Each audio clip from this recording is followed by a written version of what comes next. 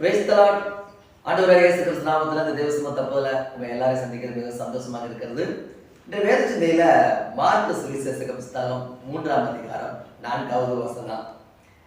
அவர்களை பார்த்து, ஓய்வு நாட்களில் நன்மை செய்வதோ தீமை செய்வதோ ஜீவனை காப்பதோ அழிப்பதோ எது நியாயம் என்றார். அதற்கு அவங்க எல்லாம் பேசாமல் இருந்தாங்க.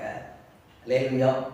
இயேசுநாதர் கேட்கிறார், எப்போ ஓய்வு நாள்ல நம்ம ஒரு கல் மைல் தூரம் தான் போகணும், அதுக்கு மேல நீங்க நடக்கக்கூடாது அப்படிங்கிற சட்டங்கள் எல்லாம் அந்த பழைய ஏற்பாடு காலங்களில் உண்டு.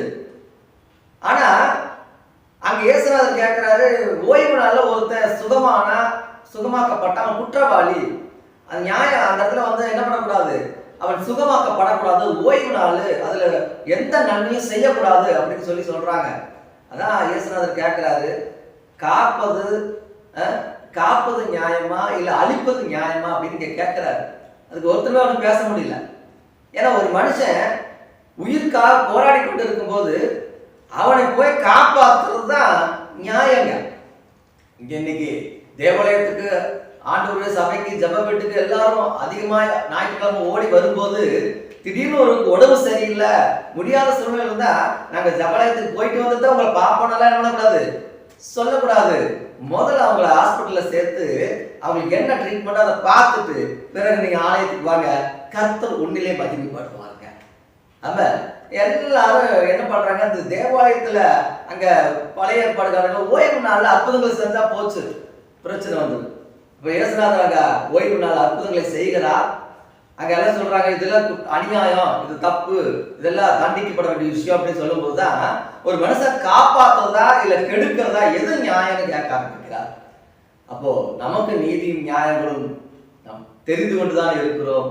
ஆனாலும் தேவனுக்கு பிரியமில்லாத அநேக காரியங்கள் நம்ம பூமியில நடப்பிச்சுக்கிட்டு தான் இருக்கிறாங்க. ஜனங்களை நம்ம ஆண்டவர் சொல்லுகிறார், நீங்கள் தண்ணி அடிக்காதீங்க, பொய் சொல்லாதீங்க, ஏமாற்றாதீங்க, திருடாதீங்க, எல்லாம் பல விதமான காரியங்களை சொல்றாங்க. ஆனா நம்ம எல்லாம் படிச்சிருந்தோம், அதே சமயத்துல நம்ம இதெல்லாம் செய்யறது வழக்கமா கொண்டு இருக்கிறோம். காரணம், நாம் பிசாசோடைய செயலுக்கு அடிப்படைந்து விட்டோம், அது அவனுக்கு அடிமை ஆயிட்டோம். அதனாலதான் ஆண்டவர் சொல்லுகிற காரியங்கள் நம்மளால நிக்க முடியல. நாம இன்னைக்கு பாரம்பரியத்தை பின்பற்றுகிறோம், இதெல்லாம் அப்படி நடக்கணும், அதெல்லாம் அப்படி இருக்கணும் அப்படிங்கிற ஒரு பாரம்பரியத்தை உடைப்பதற்கு தான் இயேசுநாதர் இங்க வந்தார். அதனாலதான் இங்க சொல்றாரு, ஓய்வு நாளுங்கிறது அது பரிசுத்தமாக்கப்பட்டதுதான், ஆசீர்வதிக்கப்பட்டதுதான்.